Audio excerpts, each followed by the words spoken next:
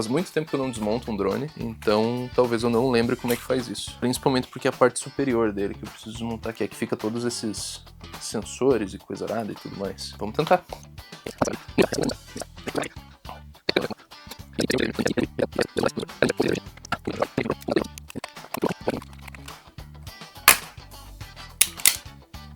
Cá está. Olha que maravilha, cara. Olha como é bonito isso aqui por dentro, cara. E aí agora o que a gente vai fazer?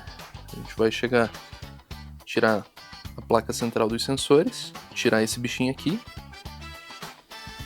e trocar lente.